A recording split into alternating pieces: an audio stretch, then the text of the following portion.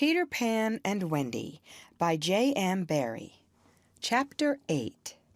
The Mermaid's Lagoon. If you shut your eyes and are a lucky one, you may see at times a shapeless pool of lovely pale colors suspended in the darkness. Then, if you squeeze your eyes tighter, the pool begins to take shape, and the colors become so vivid that with another squeeze they must go on fire.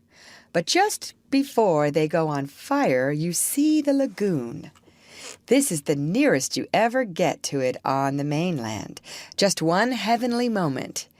If there could be two moments, you might see the surf and hear the mermaids singing. The children often spent long summer days on this lagoon, swimming or floating most of the time, playing the mermaid games in the water and so forth. You must not think from this that the mermaids were on friendly terms with them. On the contrary, it was among Wendy's lasting regrets that all the time she was on the island she never had a civil word from one of them.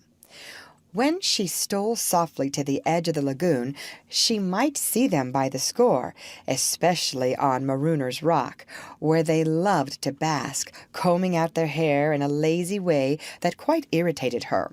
Or she might even swim, on tiptoe as it were, to within a yard of them. But then they saw her and dived, probably splashing her with their tails, not by accident but intentionally. They treated all the boys in the same way, except, of course, Peter, who chatted with them on Marooner's Rock by the hour and sat on their tails when they got cheeky. He gave Wendy one of their combs. The most haunting time at which to see them is at the turn of the moon, when they utter strange wailing cries. But the lagoon is dangerous for mortals then, and until the evening of which we have now to tell, Wendy had never seen the lagoon by moonlight, less from fear, for of course Peter would have accompanied her, than because she had strict rules about everyone being in bed by 7. She was often at the lagoon, however, on sunny days after rain, when the mermaids come up in extraordinary numbers to play with their bubbles. The bubbles of many colors made in rainbow water they treat as balls, hitting them gaily from one to another with their tails, and trying to keep them in the rainbow till they burst. The goals are at each end of the rainbow, and the keepers only are allowed to use their hands. Sometimes a dozen of these games will be going on in the lagoon at a time, and it is quite a pretty sight. But the moment the children tried to join in, they had to play by themselves, for the mermaids immediately disappeared. Nevertheless, we have proof that they secretly watched the interlopers, and were not above taking an idea from them, for John introduced a new way of hitting the bubble, with the head instead of the hand, and the mermaids adopted it. This is the one mark that John has left on the Neverland. It must also have been rather pretty to see the children resting on a rock for half an hour after their midday meal. Wendy insisted on their doing this, and it had to be a real rest, even though the meal was make-believe.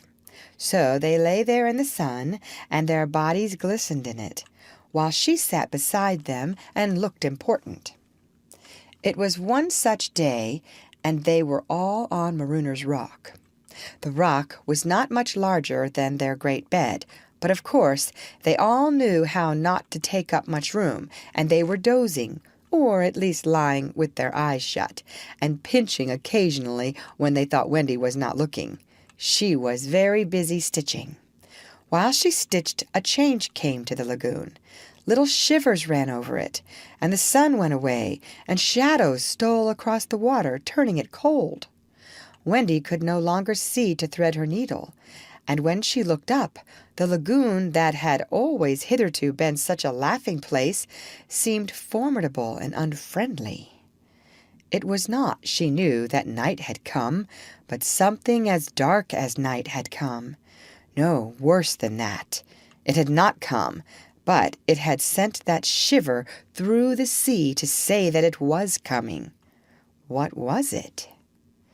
There crowded upon her all the stories she had been told of Marooner's Rock, so called because evil captains put sailors on it and leave them there to drown. They drown when the tide rises, for then it is submerged. Of course, she should have roused the children at once, not merely because of the unknown that was stalking toward them, but because it was no longer good for them to sleep on a rock grown chilly. But she was a young mother, and she did not know this. She thought you simply must stick to your rule about half an hour after the midday meal. So, though fear was upon her, and she longed to hear male voices, she would not waken them. Even when she heard the sound of muffled oars, though her heart was in her mouth, she did not waken them. She stood over them to let them have their sleep out. Was it not brave of Wendy? It was well for those boys, then, that there was one among them who could sniff danger even in his sleep. Peter sprang erect, as wide awake at once as a dog, and with one warning cry he roused the others. He stood motionless, one hand to his ear. "Pirates!" he cried. The others came closer to him. A strange smile was playing about his face, and Wendy saw it and shuddered. While that smile was on his face, no one dared address him. All they could do was to stand ready to obey. The order came sharp and incisive. "Dive!"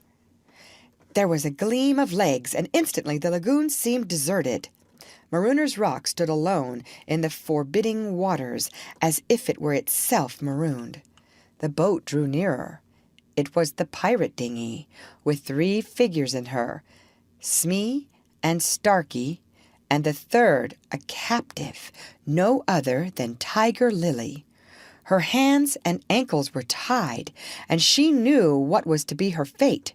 She was to be left on the rock to perish, an end to one of her race more terrible than death by fire or torture.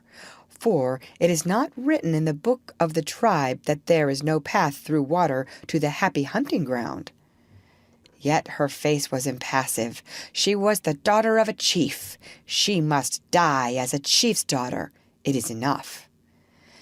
They had caught her boarding the pirate ship with a knife in her mouth. No watch was kept on the ship, it being Hook's boast that the wind of his name guarded the ship for a mile around. Now her fate would help to guard it also. One more whale would go the round in that wind by night. In the gloom that they brought with them, the 2 pirates did not see the rock till they crashed into it. "Luff, you lubber!" cried an Irish voice that was Smee's. "Here's the rock. Now then, what we have to do is to hoist the redskin onto it and leave her here to drown." It was the work of one brutal moment to land the beautiful girl on the rock. She was too proud to offer a vain resistance. Quite near the rock, but out of sight, 2 heads were bobbing up and down, Peter's and Wendy's. Wendy was crying, for it was the first tragedy she had seen. Peter had seen many tragedies, but he had forgotten them all. He was less sorry than Wendy for Tiger Lily. It was 2 against 1 that angered him, and he meant to save her. An easy way would have been to wait until the pirates had gone, but he was never one to choose the easy way. There was almost nothing he could not do, and he now imitated the voice of Hook. "Ahoy there, you lubbers!" he called. It was a marvelous imitation. "The captain!" said the pirates, staring at each other in surprise. "He must be swimming out to us," Starkey said, when they had looked for him in vain. "We are putting the redskin on the rock," Smee called out. "Set her free," came the astonishing answer. "Free?" "Yes, cut her bonds and let her go." "But, Captain—" "At once, d'ye hear?" cried Peter, "or I'll plunge my hook in you." "This is queer," Smee gasped. "Better do what the captain orders," said Starkey nervously. "Aye, aye," Smee said, and he cut Tiger Lily's cords. At once, like an eel, she slid between Starkey's legs into the water. Of course, Wendy was very elated over Peter's cleverness, but she knew that he would be elated also and very likely crow and thus betray himself, so at once her hand went out to cover his mouth. But it was stayed even in the act, for "Boat ahoy!" rang over the lagoon in Hook's voice, and this time it was not Peter who had spoken. Peter may have been about to crow, but his face puckered in a whistle of surprise instead. "Boat ahoy!" again came the voice. Now Wendy understood. The real Hook was also in the water. He was swimming to the boat, and as his men showed a light to guide him, he had soon reached them. In the light of the lantern, Wendy saw his hook grip the boat's side. She saw his evil, swarthy face as he rose dripping from the water, and quaking, she would have liked to swim away, but Peter would not budge. He was tingling with life and also top-heavy with conceit. "Am I not a wonder? Oh, I am a wonder," he whispered to her, and though she thought so also, she was really glad for the sake of his reputation that no one heard him except herself. He signed to her to listen. The two pirates were very curious to know what had brought their captain to them, but he sat with his head on his hook in a position of profound melancholy. "Captain, is all well?" they asked timidly, but he answered with a hollow moan. "He sighs," said Smee. "He sighs again," said Starkey. "And yet a third time he sighs," said Smee. Then at last he spoke passionately. "The game's up," he cried. "Those boys have found a mother." Affrighted though she was, Wendy swelled with pride. "Oh, evil day!" cried Starkey. "What's a mother?" asked the ignorant Smee. Wendy was so shocked that she exclaimed, "He doesn't know!" And always after this she felt that if you could have a pet pirate, Smee would be her one. Peter pulled her beneath the water, for Hook had started up, crying, "What was that?" "I heard nothing," said Starkey, raising the lantern over the waters, and as the pirates looked, they saw a strange sight. It was the nest I have told you of, floating on the lagoon, and the Never-bird was sitting on it. "See," said Hook in answer to Smee's question, "that is a mother. What a lesson! The nest must have fallen into the water, but would the mother desert her eggs? No." There was a break in his voice, as if for a moment he recalled innocent days when... But he brushed away this weakness with his hook. Smee, much impressed, gazed at the bird as the nest was borne past. But the more suspicious Starkey said, "If she is a mother, perhaps she is hanging about here to help Peter." Hook winced. "Aye," he said, "that is the fear that haunts me." He was roused from this dejection by Smee's eager voice. "Captain," said Smee, "could we not kidnap these boys' mother and make her our mother?" "It is a princely scheme," cried Hook, and at once it took practical shape in his great brain. "We will seize the children and carry them to the boat. The boys we will make walk the plank, and Wendy shall be our mother." Again Wendy forgot herself. "Never!" she cried and bobbed. "What was that?" But they could see nothing. They thought it must have been a leaf in the wind. "Do you agree, my bullies?" asked Hook. "There is my hand on it," they both said, "and there is my hook. Swear." They all swore. By this time they were on the rock, and suddenly Hook remembered Tiger Lily. "Where is the redskin?" he demanded abruptly. He had a playful humor at moments, and they thought this was one of the moments. "That is all right, Captain," Smee answered complacently. "We let her go." "Let her go!" cried Hook. "'Twas your own orders," the boatswain faltered.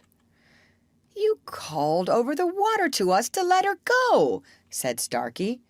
"Brimstone and gall!" thundered Hook. "What cozening, cheating thing is going on here?"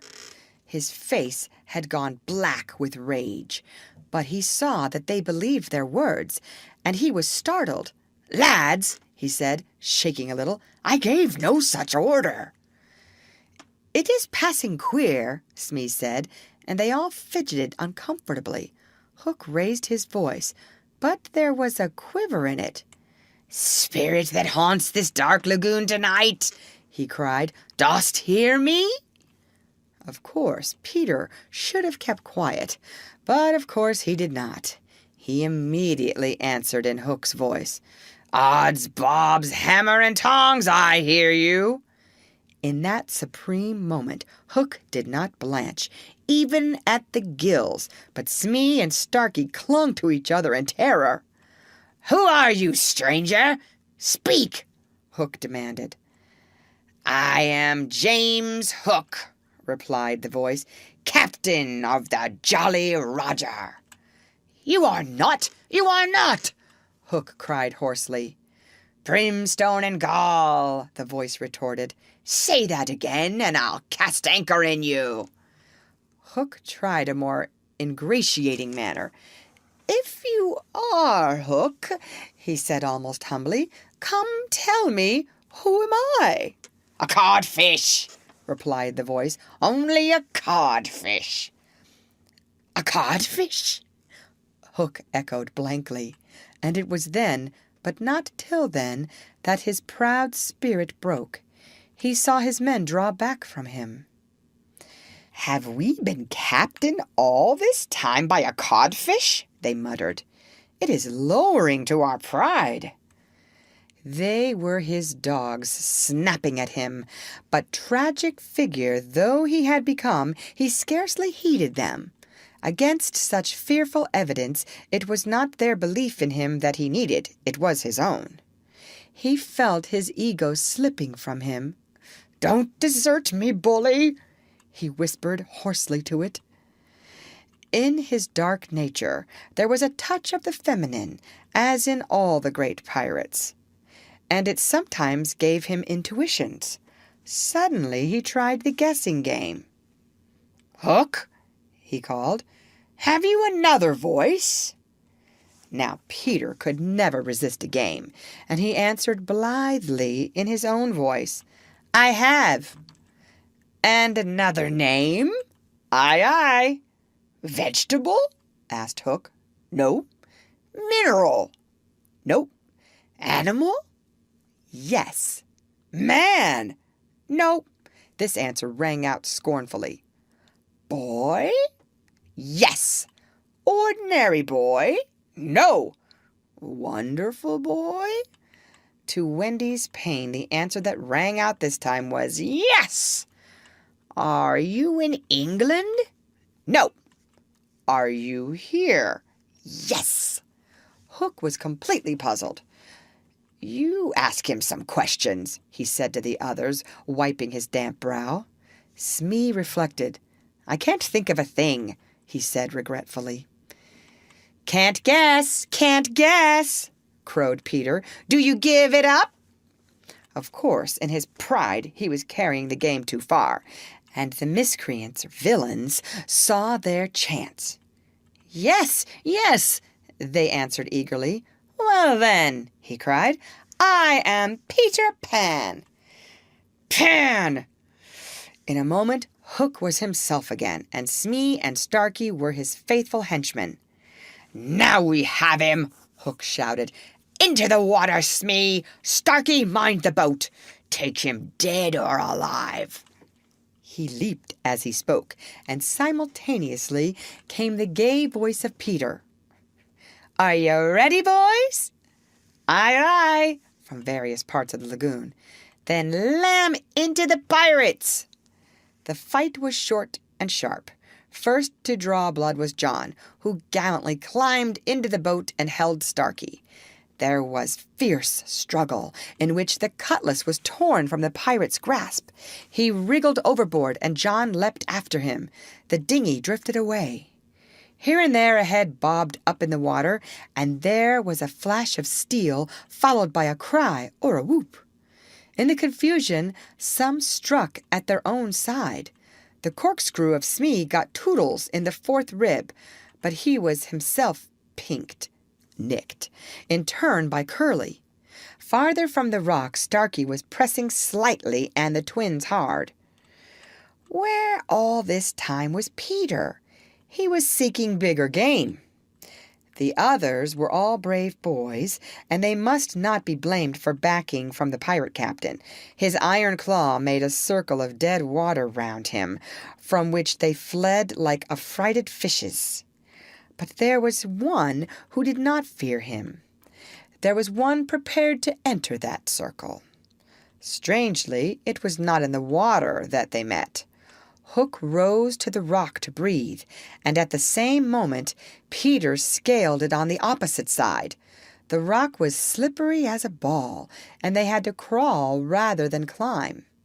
Neither knew that the other was coming. Each feeling for a grip met the other's arm. In surprise, they raised their heads. Their faces were almost touching, so they met.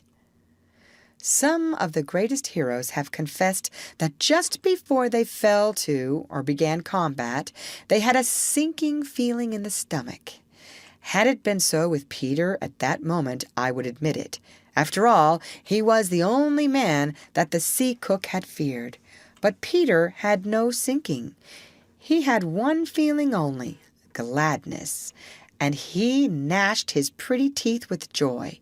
Quick as thought, he snatched a knife from Hook's belt and was about to drive it home when he saw that he was higher up the rock than his foe.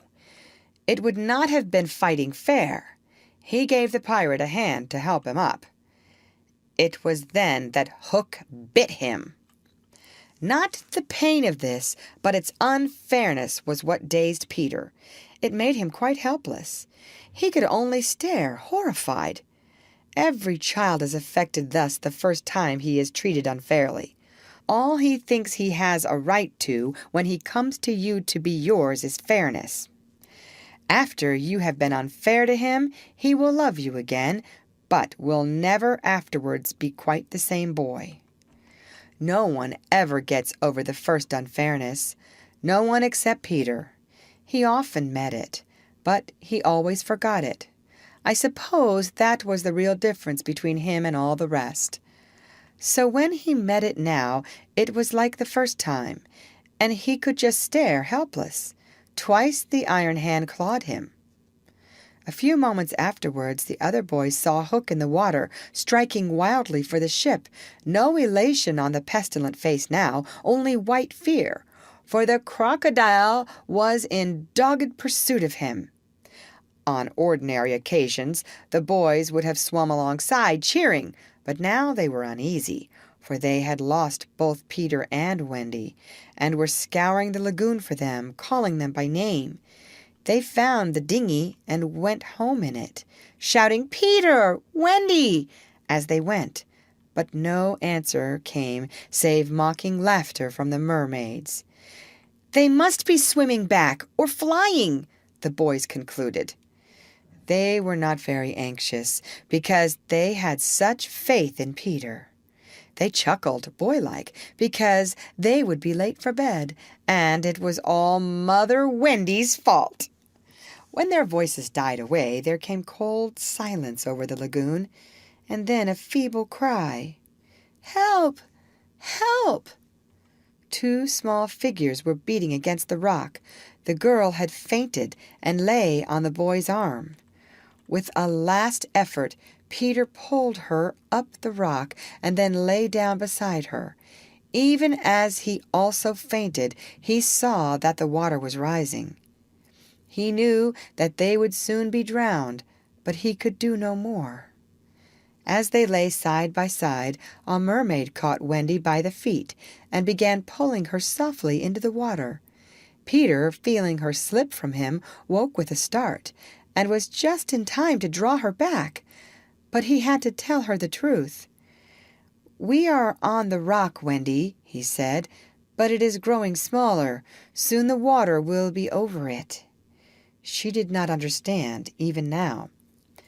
"We must go," she said, almost brightly. "Yes," he answered faintly. "Shall we swim or fly, Peter?" He had to tell her. "Do you think you could swim or fly as far as the island, Wendy, without my help?" She had to admit that she was too tired. He moaned. "What is it?" she asked, anxious about him at once. "I can't help you, Wendy. Hook wounded me. I can neither fly nor swim." "Do you mean we shall both be drowned? Look how the water is rising." They put their hands over their eyes to shut out the sight. They thought they would soon be no more. As they sat thus, something brushed against Peter, as light as a kiss, and stayed there, as if saying timidly, "Can I be of any use?" It was the tail of a kite, which Michael had made some days before. It had torn itself out of his hand and floated away. Michael's kite, Peter said without interest, but next moment he had seized the tail and was pulling the kite toward him. "It lifted Michael off the ground," he cried. "Why should it not carry you? Both of us." "It can't lift two." Michael and Curly tried. "Let us draw lots," Wendy said bravely. "And you a lady? Never!" Already he had tied the tail round her. She clung to him. She refused to go without him. But with a "Goodbye, Wendy," he pushed her from the rock, and in a few minutes she was borne out of his sight. Peter was alone on the lagoon. The rock was very small now. Soon it would be submerged. Pale rays of light tiptoed across the waters, and by there was to be heard a sound at once the most musical and the most melancholy in the world, the mermaids calling to the moon. Peter was not quite like other boys, but he was afraid at last. A tremor ran through him, like a shudder passing over the sea. But on the sea one shudder follows another till there are hundreds of them, and Peter felt just the one. Next moment he was standing erect on the rock again, with that smile on his face and a drum beating within him. It was saying, "To die will be an awfully big adventure." End of chapter. Read by Lorraine Montgomery for Lit2Go on the web at fcit.usf.edu.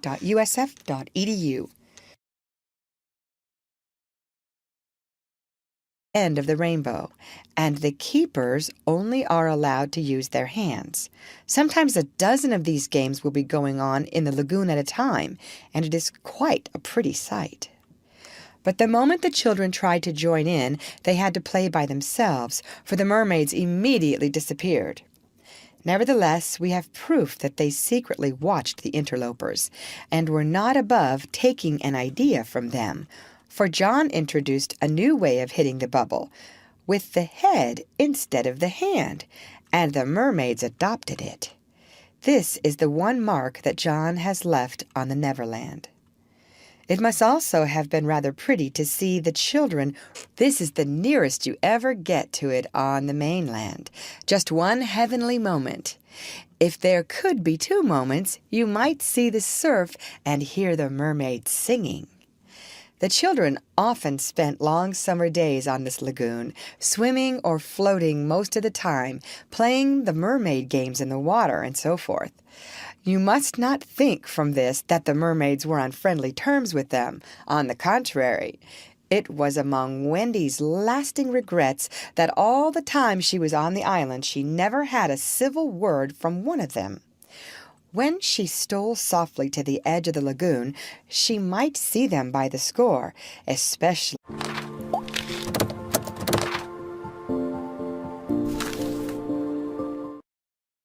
Peter Peter Pan and Wendy by J.M. Barrie.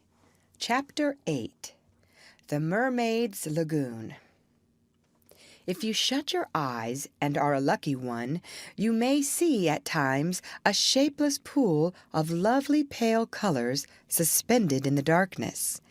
Then, if you squeeze your eyes tighter, the pool begins to take shape, and the colors become so vivid that with another squeeze they must go on fire.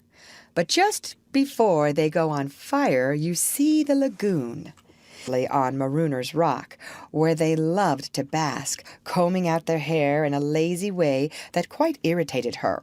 Or she might even swim, on tiptoe as it were, to within a yard of them. But then they saw her and dived, probably splashing her with their tails, not by accident but intentionally. They treated all the boys in the same way, except, of course, Peter, who chatted with them on Marooner's Rock by the hour and sat on their tails when they got cheeky. He gave Wendy one of their combs. The most haunting time at which to see them is at the turn of the moon, when they utter strange wailing cries.